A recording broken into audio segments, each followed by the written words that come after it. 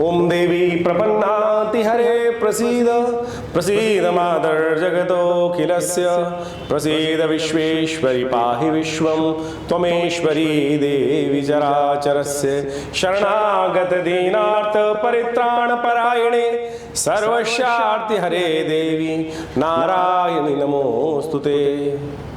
नमस्कार, मैं हूं आचार्य डॉक्टर विक्रमादित्य। आचार्य वाणी में आपका स्वागत है। कुंभ राशि वालों के लिए ग्रहों का योग किस प्रकार का बन रहा है। 16 जुलाई मंगलवार का अवसर, दशमी तिथि है और इस दिन परिवर्तन का योग बन रहा है। चंद्रमा परिवर्तित होकर शाम के समय करीब करीब परिवर्तन का योग बनाएंगे, जो वृश्चिक राशि में प्रवेश करेंगे। सुबह सुबह सूर्य परिवर्तन की तरफ जा रहे हैं कर्क राशि में, करीब करीब 11:15 बजे के आसपास संक्रांति का सुंदर योग बन रहा है। इस दिन सुंदर कई प्रकार के योग जो बने, संक्रांति भी है और मंगलवार भी है। तो हमने कहा विवेकानंद योगाश्रम में क्यों ना सुंदर रूप से हम सुंदरकांड का पाठ करें, हनुमान जी की सुंदर आराधना करें। तो इस दिन सुंदर हनुमान जी का पाठ रखा गया है, क्योंकि मंगल इन दिनों बृहस्पति के साथ जिस प्रकार का योग बना रहे हैं वो कहीं ना कहीं कष्ट देने के योग बना रहे हैं। तो अवश्य उसे शांत करने के लिए हनुमान जी का स्तवन करने का प्रयास करना चाहिए। जिस प्रकार का हमने आपको ग्रह योग बनाया, सुबह का समय थोड़ा खर्चों को बढ़ाता दिखाई दे रहा है, शाम के समय धन लाभ होने के योग बनते दिखाई दे रहे हैं। तो सुंदर हनुमान जी का पाठ करें, पूजन पाठ करें, वो आपके लिए अच्छा रहेगा। संक्रांति का पुण्य है, तो ऐसे में कोशिश करें जल का दान, घी का दान, गेहूँ का दान, और ये सब कर कर आप लाभ ले सकते हैं। 17 जुलाई का अवसर, बुधवार का दिन है, एकादशी तिथि और देवशयनी एकादशी। ये देवशयनी एकादशी जो है विशेष तौर पर देव शयन हो जाता है, भगवान विष्णु शेषैया पर विश्राम करने चले जाते हैं और समस्त संसार जो है वो भगवान भोलेनाथ के जिम्मे आ जाता है। और सावन आ रहा है, सुंदर तरीके से भगवान भोलेनाथ को सुंदर तरीके से एक लोटे में प्रसन्न करने के दिन आ रहे हैं। और यदि एक सुंदर कार्य आपने कर लिया ना, आप समझ लीजिए भोलेनाथ जी समस्त आपके भाग जगा देंगे। ये ग्रहों की स्थिति जो है आपके लिए बनी हुई है। गजकेसरी योग की स्थापना है। इस वक्त बृहस्पति आपके चतुर्थ भाव में, चंद्रमा आपकी राशि के अनुसार से दशम भाव में। ये ग्रहों की स्थिति लाभ के मार्ग प्रशस्त कर रही है, लेकिन मन में कुटकुट लगातार बनी हुई है। कुटकुट त्यागिए और अननेसेसरी विश्वास जगाकर भगवान की सुंदर उपासना कर कर, पूजन कर कर, शिव का ध्यान करते हुए कार्य करने का प्रयास करें, तो आपके लिए सब शुभ होगा। श्री गणेश जी का सुंदर ध्यान करते हुए कार्य करने का प्रयास कीजिए। बुधवार का अवसर है, 1-2 दूर्वा गणेश जी को अर्पित करें, पीला पुष्प गणेश जी को अर्पित करें। देखिए आगे बढ़ने के सुंदर अवसर आपको बनते दिखाई देंगे। 18 जुलाई का दिन, बृहस्पतिवार का अवसर, द्वादशी तिथि विद्यमान है और ग्रह नक्षत्रों के दृष्टिकोण से यदि आप समझें तो आपको थोड़ा सा इस बात में जो मन लग रहा है, मन में ऐसा भाव उत्पन्न हो सकता है कि कहीं कोई मेरा नुकसान ना कर दे, कहीं मेरा कोई हिस्सा ना खा जाए। ऐसे ग्रहों के योग बिल्कुल नहीं है। जो आपका कर्म है, आपका कर्म का फल आपको ही मिलना है, ये ग्रह साफ साफ निर्देशित कर रहे हैं। तो बस आपको सही दिशा में चलने की ज़रूरत है। लेकिन शनि महाराज आपकी लग्न राशि में उपस्थित जो होकर वक्र स्थिति में है, वो आपको कहीं ना कहीं टेढ़ा मेढ़ा स्थिति भ्रम उत्पन्न करते दिखाई दे रहे हैं। भ्रम त्यागिए, मन में अविश्वास को दूर कीजिए, और उस अविश्वास को दूर करने के लिए सबसे बड़ी आवश्यकता है बृहस्पतिवार के दिन पीली चीज़ों का दान कीजिए। गौ सेवा करें, गाय को चने की दाल का दान करें, और हो सके तो पीली चीज़ों का आप केसर का टीका लगाएं, गुरुजन का आशीर्वाद लें। देखिए सही दिशा आपको प्राप्त होने का योग बन जाएगा। 19 जुलाई ग्रह नक्षत्रों के दृष्टिकोण से शुक्रवार का अवसर, त्रयोदशी तिथि है, प्रदोष का सुंदर योग है और एक और ग्रह परिवर्तन का योग बना रहा है। रात्रि में सिंह राशि में बुध का प्रवेश हो रहा है। सिंह राशि में बुध का प्रवेश आपको बहुत बढ़िया तरीके से सुनियोजित करने का प्रयास करेगा। मंगल, शनि, बृहस्पति जिस प्रकार का योग बना रहे हैं, ये कहीं ना कहीं विश्वास भी जगा रहे हैं, आगे बढ़ने की साथ दे रहे हैं, लेकिन द्वंद्व ले रहे हैं। लेकिन उस द्वंद्व में चीज़ों को ऑर्गेनाइज करने की स्थिति यदि सही आ जाए, जिसे बुध ने परिवर्तन करके बनाई है, तो आपकी स्थिति बहुत अच्छी हो सकती है। तो ऐसे में सुंदर तरीके से काम करें। शुक्रवार के दिन ये सुंदर प्रदोष का योग बना है, महालक्ष्मी को प्रसन्न करने का अवसर है। धनु राशि में चंद्रमा का परिवर्तन भी हो रहा है, जो लाभ स्थान में उपस्थित हो गए हैं आपके लिए। तो आप यदि सुंदर रूप से भगवती महालक्ष्मी की सुंदर उपासना करें और गौ पूजन करें, साथ साथ भगवान शंकर का सुंदर अभिषेक करें, तो ये सब कर कर आप अपने ग्रहों को सुंदर कर सकते हैं। ग्रह स्थिति आपके लिए अनुकूल होती चली जा रही है। यदि हम बात करें 20 जुलाई की, तो 20 जुलाई को ग्रह नक्षत्र दिखा रहे हैं शनिवार और चतुर्दशी तिथि। इस दिन सत्यव्रत का सुंदर योग है। ग्रह नक्षत्र दृष्टिकोण से आपके लिए, जैसा हमने बताया कि जो योग बन रहे हैं, चंद्रमा धनु राशि में उपस्थित होकर आपके 11वें भाव में है और ये कहीं ना कहीं थोड़े खर्चे भी बढ़ा रहा है, लाभ की स्थिति उत्पन्न कर रहा है। तो लीकेज बंद करने का आपको प्रयास करना चाहिए और भगवान विष्णु के सत्यनारायण स्वरूप का ध्यान करते हुए, उनका पूजन करते हुए केले का प्रसाद उन्हें अर्पित करने का प्रयास करें। सत्यनारायण कथा की सुने, देखिए कष्ट दूर होने के सुंदर योग बनेंगे आपके लिए। तो इस प्रकार से ज्योतिष जो है ना, एक प्रत्यक्ष विज्ञान है और ज्योतिष के प्रत्यक्ष विज्ञान को हमें अपने जीवन में उतारने का प्रयास करना चाहिए। कई लोग हास्य परिहास के अंदर ज्योतिष का अनेक प्रकार से मजाक भी उड़ाने का प्रयास करते हैं। देखिए, आप किसी भी विज्ञान के किसी भी चीज़ का कभी भी मजाक उड़ा सकते हैं। हर चीज़ का मजाक उड़ाकर ज़िंदगी भी मजाक बन जाती है उस प्रकार से। ज्योतिष हमारे शास्त्रों का एक ऐसा अद्भुत चमत्कारी विषय है जिसको बहुत शोध के उपरांत शास्त्रों में वर्णित किया गया है। भविष्य को दिखाता है, बताता है, समझाता है कि क्या कुछ ग्रहों का योग चल रहा है। तो इसको हमें देश काल परिस्थिति के अनुसार से समझते हुए उसका लाभ लेने का प्रयास करना चाहिए।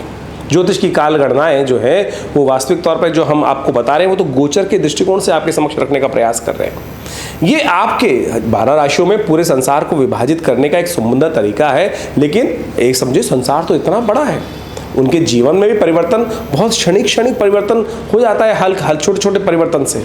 लेकिन हमने विभाजित 12 कैटेगरी में किया और उन कैटेगरीज को सब डिवाइड करने के लिए आपकी अपनी जन्मपत्री है।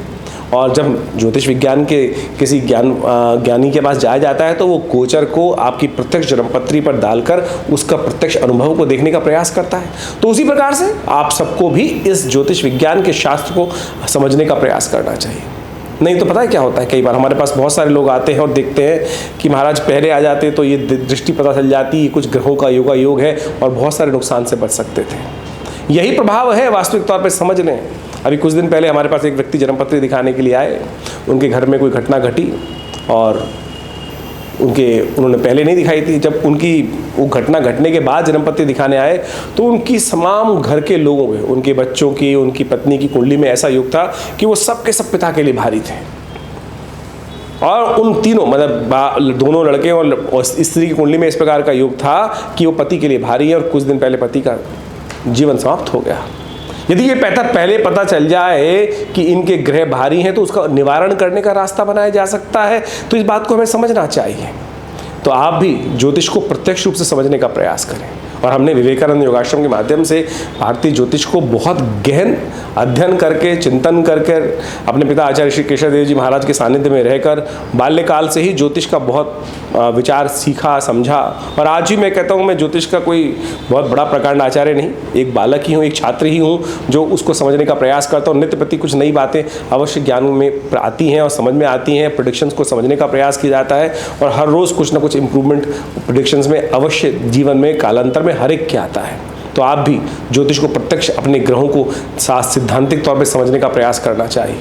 भारतीय संस्कृति में ज्योतिष विज्ञान के हजारों आचार्य हुए और उन्होंने अपने अपने ग्रंथों की रचना करी और उन ग्रंथों के माध्यम से जितने भी शोध ग्रंथ हैं, जैसे जैसे आप स्वयं उसका अध्ययन कर सकते हैं और जैसे अध्ययन करेंगे आपको आश्चर्य होगा कि कैसे उस चीज़ का वर्णन किया गया। जैमिन, पाराशर, ये ऐसे ऐसे ज्योतिष के ग्रंथ हैं कि उन्होंने एक एक सूत्र में ज्योतिष की ऐसी गणनाएं लिखी हैं और जो जब कुंडली पर देखते हैं तो ऐसा प्रत्यक्ष निकलता है कि कैसे उस व्यक्ति ने उस जन्मपत्री के बारे में, उस जन्म जातक के संबंध में शोध करके लाखों साल, हजारों साल पहले वर्णित कर दिया था। तो आप भी उसका लाभ लें और ज्योतिष को हास परिहास में न उड़ाएं। और हमने विवेकानंद योगाश्रम के माध्यम से इन सब चीज़ों को अच्छे से आपके समक्ष प्रकाशित भी करने का प्रयास किया। आश्रम की तरफ से जो पुस्तकें प्रकाशित हैं, जो ज्योतिष के विभिन्न उपचार के माध्यम से, मंत्र विज्ञान के माध्यम से, योग विज्ञान के, यज्ञ विज्ञान के लिए जो समय समय पर आश्रम पर शोध चलता रहता है। हमारे आश्रम पर नित्य निवारण, देखिए ज्योतिष के दो भाग हैं, एक कारण, एक निवारण।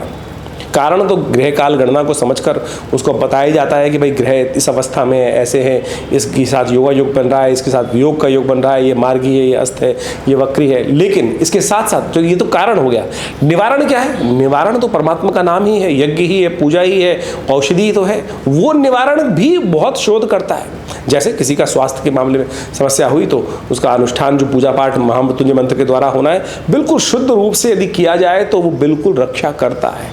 एक नहीं, हजारों लोगों पर हमने उसका अनुभव देखा। शनि का प्रभाव चल रहा है, शनि के मंत्र का, शनि के स्तोत्र का यदि नित्य प्रति जप किया जाए, करवाया जाए, योगी ब्राह्मणों के द्वारा करवाया जाए, तो हमने देखा प्रत्यक्ष रूप से उसके नेगेटिव प्रभाव को हम शून्य कर सकते हैं और शुभ प्रभाव को बढ़ाने का कार्य कर सकते हैं। ये मंत्र बिल्कुल प्रत्यक्ष है।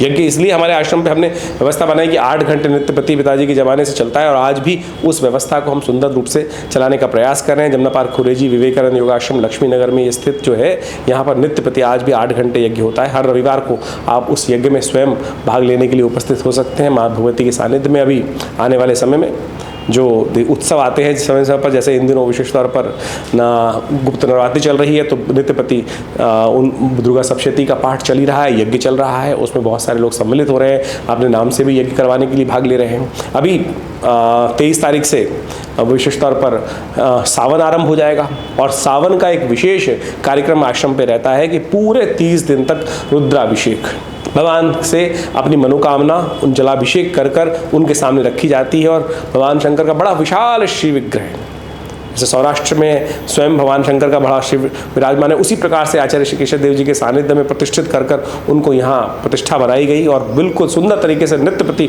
उनका रुद्राभिषेक चलता है। और ऐसे में विशेष तौर पर जो अभी सावन का महीना आएगा, पूरे 30 दिन तक विशाल रुद्राभिषेक, सब लोग सम्मिलित तौर पर दूध से, जल से, दही से, इच्छु रस से, विजया रस से, इन सब से भगवान का सुंदर अभिषेक मनोकामनाओं की सिद्धि करने के लिए बहुत अद्भुत। जैसा हम महामृत्युंजय मंत्र के बारे में कह रहे थे, स्वास्थ्य की कोई समस्या हो, महामृत्युंजय मंत्र का जप करते हुए भगवान का अभिषेक सुंदर रूप से दूध से किया जाए तो अद्भुत रूप से लाभ के योग बनते हैं। एक केस हमारे पास बहुत वर्षपूर्ण आया, मुझे अभी भी याद है, बाल्यकाल के अंदर तो बहुत सीरियस केस था और वो पिताजी के पास आए, उनका ऑपरेशन होना था। पिताजी ने कहा, भाई इतनी जल्दी तुम ऑपरेशन के लिए जा रहे हो तो ऐसा नहीं कर सकते, तुम कम से कम एक संकल्प कर लो। माँ भगवती के सामने उनका संकल्प कराया और कहा, चिंता मत करो, तुम जाओ। और जो बिल्कुल असंभव भाव लग रहा था वो महामृत्युंजय का यज्ञ अनुष्ठान शुरू करवा के चले गए। आप समझें कि जो चमत्कार हुआ, जो डॉक्टर हाथ लगा के राजी नहीं था उस केस के अंदर, वो भगवान की कृपा से शांति से वो कार्य हुआ, ऑपरेशन भी हुआ और सब प्रकार से पेशेंट ठीक भी हुआ। तो ये विश्वास को भी जगाता है, परमात्मा की कृपा को भी प्राप्त कराता है। तो मंत्र बिल्कुल अद्भुत है, शास्त्र में वर्णित जो प्रयोग हैं बिल्कुल वर्णित, बिल्कुल शुद्ध रूप से हैं। तो आप उन सबको अपने जीवन में स्थान देने का प्रयास करें। हमारे आश्रम पे जो ये विभिन्न कार्यक्रम चलते हैं उन समय समय पर हम आपको अवगत भी कराने का प्रयास करते हैं और उन सब का सानिध्य लेकर भगवती कृपा से आप सुंदर रूप से इन सब मंत्र अनुष्ठानों का, यज्ञ का लाभ ले सकते हैं। आश्रम पे प्रतिष्ठित जो एक भगवती दुर्गा की श्री विग्रह है, जिसके बारे में हमने आपको कई बार अवगत कराया है, उनका भी दर्शन करिए। हर रविवार को बड़ा कार्यक्रम होता ही है और इन दिनों गुप्त नवरात्रि का भी कार्यक्रम जो चल रहा है, 14 तारीख को पूर्णाहुति के साथ समाप्त होकर फिर आगे और भी बहुत सारे कार्यक्रम किए जाएंगे, उन सब में भी आप भाग लेकर सुंदर तरीके से लाभ ले सकते हैं। तो अवश्य आश्रम में इन चल रहे कार्यक्रमों में सम्मिलित हों, कृपा होगी, कल्याण होगा और दुख भी दूर होंगे।